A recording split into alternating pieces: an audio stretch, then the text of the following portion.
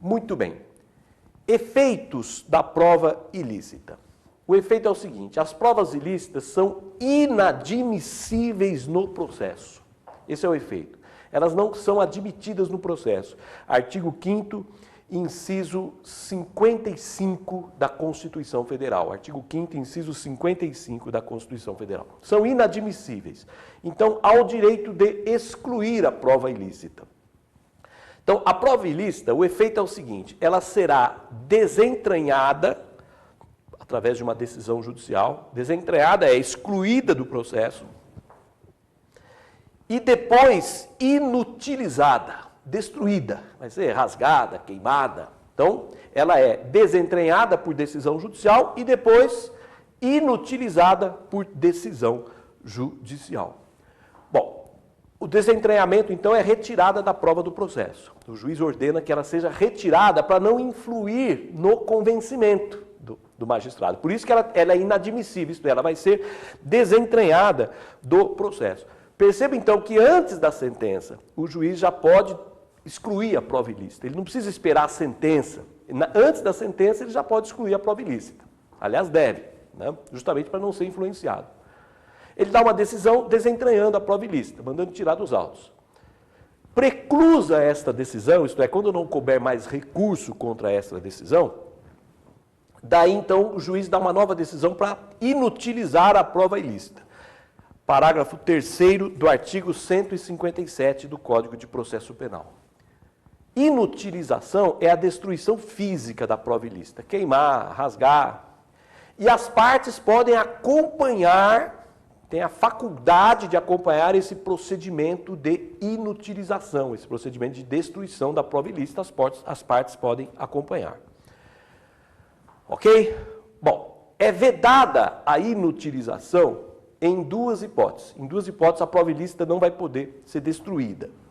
Primeira, ela vai ser desentranhada, mas ela não vai ser destruída. Primeira hipótese, então, que ela não é inutilizada. Quando pertencer licitamente a alguém. Então, imaginemos um computador furtado, que seja uma prova ilícita. Bom, devolve para a vítima, se pertencer licitamente a alguém. E, segundo, se constituir elemento para o exame de corpo de delito, se constituir o corpo de delito de um outro crime. Então, ela vai ser usada como corpo de delito de um outro crime. Por exemplo, uma interceptação telefônica sem ordem judicial. É crime de interceptação telefônica. É crime. Então, vai ter que preservar para apurar esse crime de interceptação. Só depois que inutiliza, mas tem que fazer o exame de corpo de delito. Quando ela serve como corpo de delito de um outro crime. Então, duas hipóteses que ela não pode ser inutilizada. Se pertencer a uma pessoa, se pertencer licitamente a uma pessoa, e segundo, se constituir corpo de delito de um outro crime. Agora, há uma hipótese que ela não é desentranhada nem inutilizada. Há uma hipótese que ela continua no processo. Prova ilícita que continua no processo. Quando ela beneficiar o réu. Depois nós vamos falar. A prova ilícita que beneficia o réu, se não houver outros meios para provar o fato, ela continua no processo. Depois eu explico disso. Isso aí. Vamos lá. Quem pode arguir a ilicitude da prova? Bom, em primeiro lugar, é bom dizer que não precisa nem arguir, né? O juiz de ofício, o tribunal, também pode decretar a prova ilícita, mesmo sem arguição. É possível decretar de ofício. Mas é claro que o réu pode arguir a ilicitude, a própria acusação pode arguir. Aliás, o réu pode arguir ainda que o direito violado não lhe pertença. Ainda que o direito violado não lhe pertença, ele vai poder arguir. Então, imaginemos, foi violada a intimidade de uma testemunha. Imaginemos, foi violada a intimidade de uma testemunha.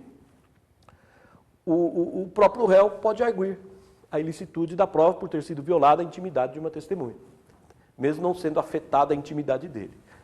Ok? Então, a ilicitude pode ser arguida tanto pela acusação quanto pela defesa e decretada ainda de ofício pelo juiz, pelo tribunal. Ok? Agora, vamos lá. Num recurso exclusivo do réu, num recurso exclusivo da defesa, se a prova ilícita beneficiou o réu, o tribunal não poderá excluí-la, pois é proibida a reformatio in pejus. Quer dizer, num recurso exclusivo do réu, o tribunal não pode agravar a situação do réu. Então, recurso exclusivo da defesa. Se a prova ilícita beneficiou a defesa, beneficiou o réu, o tribunal não poderá excluí-la, não poderá desentranhá-la, pois é vedada a reformatio impejus. Perceba então que a prova ilícita pode beneficiar o réu. Ok?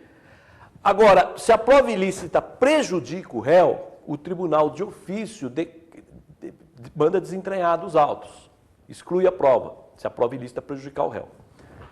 Então, imaginemos, o réu foi condenado e o tribunal verificou que a prova é ilícita.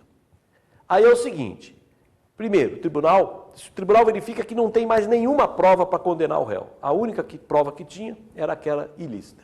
Então, nesse caso, o tribunal ele declara a ilicitude da prova e absolve o réu, se não tinha mais nenhuma prova. Agora, se havia outras provas para condenar, o tribunal não vai poder condenar. O que o tribunal faz? Ele anula a sentença e manda para o juiz sentenciar de novo. Ele exclui a prova ilícita, anula a sentença e manda para o juiz sentenciar novamente. Ok? Porque ele não vai poder sentenciar, não vai poder condenar, né? Porque suprimiria um grau de jurisdição, porque ele está anulando a prova ilícita aí. Ok? Bom, após o trânsito em julgado, é possível ainda se declarar a ilicitude da prova. Ok? Mesmo após o trânsito em julgado, de uma sentença condenatória ou de uma sentença absolutória imprópria. Sentença absolutória imprópria é a que impõe medida de segurança. Então, após o trânsito em julgado de uma sentença condenatória ou absolutória imprópria, ok? É possível ainda declarar a ilicitude da prova, pode ser numa revisão criminal e pode ser em habeas corpus também. O habeas corpus, para anular uma condenação, exige dois requisitos aí, né? Primeiro, que haja risco atual ou iminente do cerceamento do direito de liberdade. Risco atual ou iminente do cerceamento do direito de liberdade. E segundo, que a ilicitude possa ser detectada sem necessidade de dilação probatória. Que a ilicitude possa ser detectada sem necessidade de ouvir testemunhas, perícia, sem necessidade de uma dilação probatória. Ok? Daí é cabível habeas corpus, mesmo depois do trânsito em julgado também. Ok? Agora, se a sentença for absolutória, conforme já disse isso aí, né, se for um recurso exclusivo do réu, não vai poder anular, e depois do trânsito em julgado, muito menos ainda. Porque não existe a revisão criminal pró societate. Ok?